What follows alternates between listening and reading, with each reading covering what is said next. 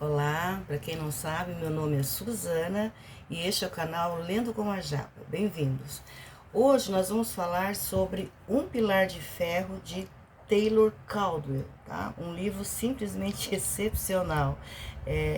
Olha, eu confesso, eu sei que é feio fazer isso, mas eu ri da desgraça alheia, tá? Mas dizem que quando a gente ri da desgraça alheia, acaba rindo de si mesmo, né? Eu acho que é uma grande verdade, tá? Deixa eu mostrar para vocês o que eu estou lendo no momento, que é esse aqui, ó, A Sombra do Vento, tá? Esse livro aqui tá na minha estante faz tempo, eu li há muito tempo atrás. Eu não sei se acontece com vocês, mas eu esqueço o enredo. Então, eu tinha esquecido já boa parte desse enredo, e conforme a gente vai lendo, que vai lembrando, né? Então, tá bom demais esse livro, quero comprar outros livros desse autor, porque eu só tenho este livro aqui, tá? Então, semana que vem a gente volta aqui para falar sobre A Sombra do Vento, ok? Mais uma fofoquinha. Hoje eu fui surpreendida, tá? Com uma entrega da Amazon. Olha isso que maravilha, gente. Ganhei de presente da Marinalva. Ela disse que gostou de mim, tá? Do programa, aliás, do canal, né? E queria me presentear. Então ela me mandou O Meu Pé de Laranja Lima, que é um livro que eu li quando era criança, quando era adolescente. Eu queria muito fazer a releitura, eu gosto demais desse autor, né? O José Amaldo de Vasconcelos. E o único livro que você acha para comprar novo é esse aqui, tá? Que é o mais famoso. Porém, quando vocês forem na biblioteca pública ou no sebo, gente, marque esse nome, tá? Aliás, José Amaldo de Vasconcelos, e procure os livros dele, são todos excelentes, tá? Ele é um grande escritor, ok? E o outro que ela me mandou foi esse aqui, do William Faulkner, Enquanto Agonizo. Eu não lembro de ter lido alguma coisa dele, tá? Porque como eu leio compulsivamente, né? Eu vou emendando um livro no outro, mas aqui em casa eu não tenho nada dele. Talvez eu tenha pego da biblioteca pública, mas eu vou saber quando eu ler ele. Mas esse aqui é um autor que eu quero ler mais coisas, tá? E uma coisa que eu queria falar para Marinalva e para vocês também, né? Porque ela disse que eu sou espírita e de fato sou. E eu tenho um estudo que eu faço no grupo Mundo Espírita e tá até meio que abandonadinho, para vergonha minha, né?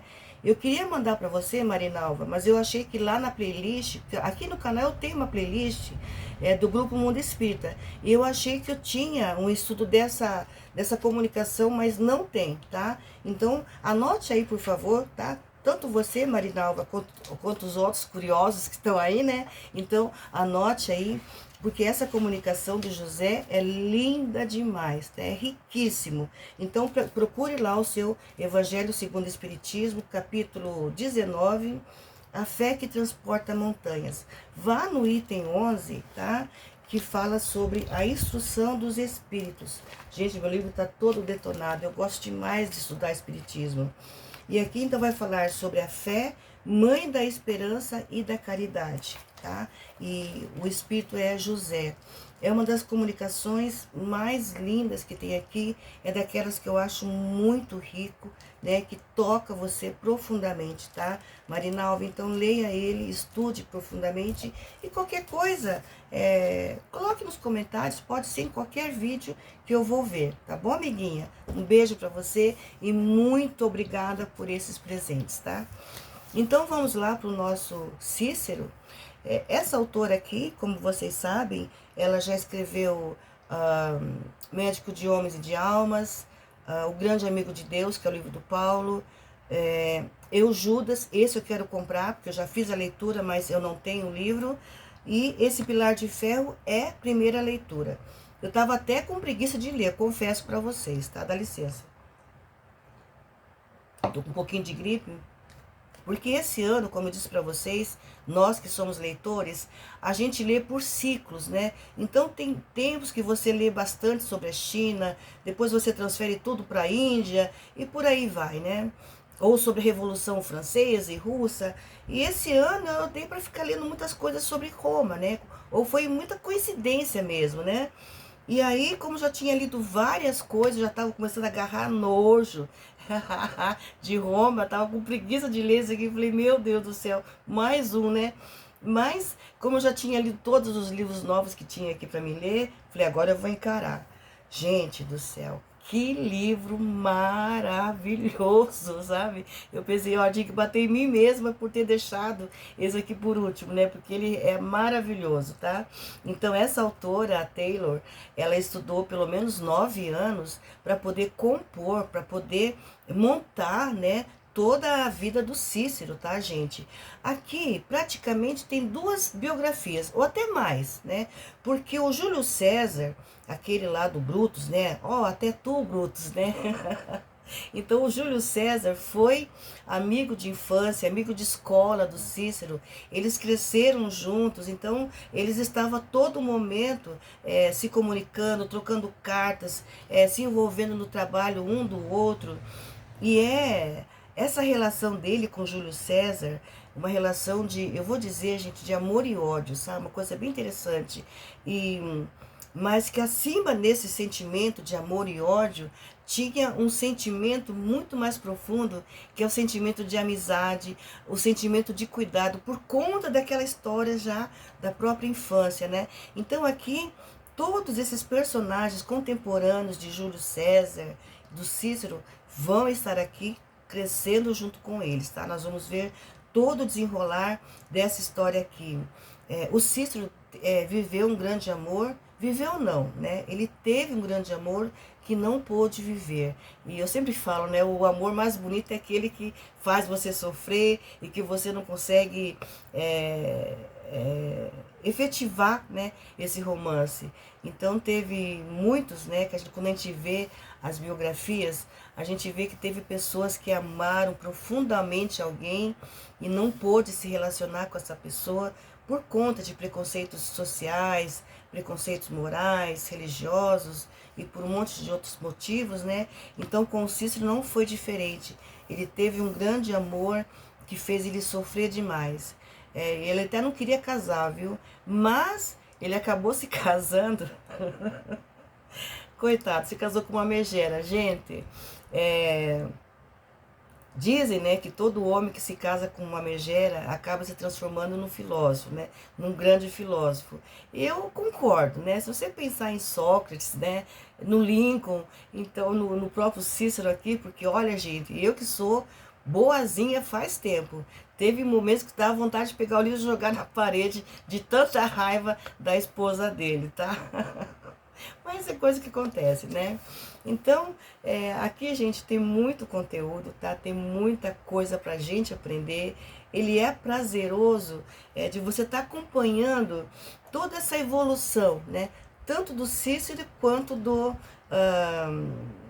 Júlio César. E ele deixou um grande legado, né? Vocês sabem disso. Ele escreveu muitos livros, muitos ensaios. E é interessante que pensem, né, como que eram os livros no tempo de Cícero, porque ele viveu algumas décadas antes de Cristo, né?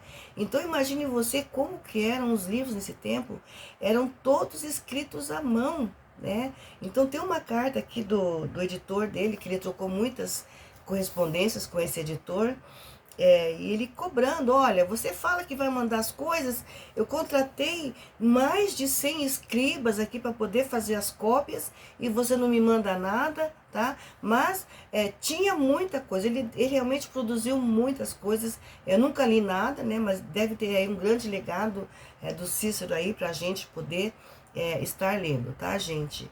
E outra coisa, ele tinha um amigo que era judeu, então aqui vai falar bastante desse Messias, né? Desse enviado de Deus, que é um prometido e que várias religiões, não só os judeus, mas várias religiões estão aguardando a vinda desse Messias, desse enviado, desse próprio Deus que vai, sabe? Então, aqui várias vezes vai estar comentando e o próprio Cícero está aguardando a vinda, né, dessa criatura, tá? Então ele vai morrer e Jesus não vai ter chegado ainda, né? Vai vir ainda depois, uns 40 e poucos anos depois, tá, gente? Então, para você, tá, entender um pouquinho mais da história de Roma, aquele período ainda, né, algumas décadas antes de Cristo, aqui tá muito bem detalhado usos e costumes, como era a política, como era a vida. E claro, todos os contemporâneos, então, do Cícero vão estar aqui, tá?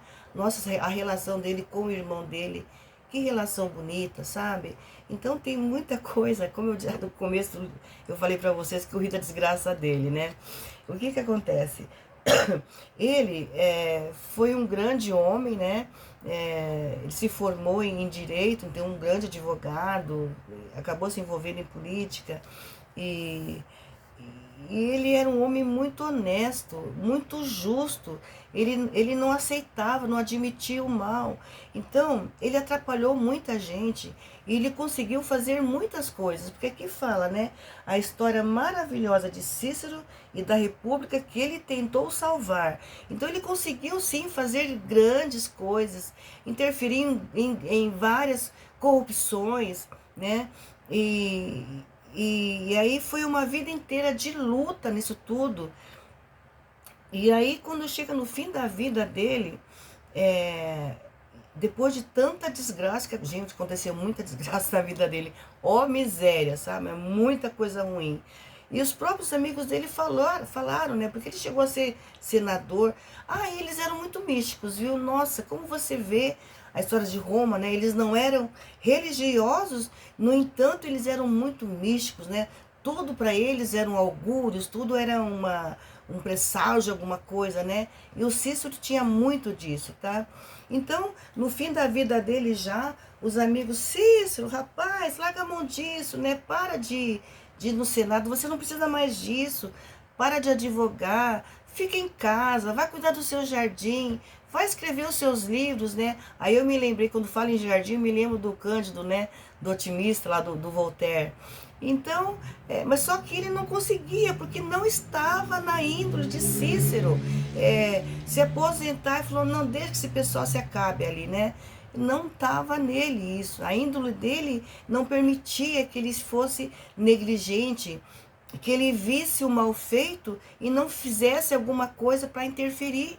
Por quê? Olha a lição nisso, gente. Se você não faz nada, você está se omitindo, né? E você se omitir é ser conivente com o erro. Então, ele não admitia, era uma questão moral para ele, não admitir ser conivente com o erro, mesmo que não fosse ter nenhum resultado. Ele não podia se calar.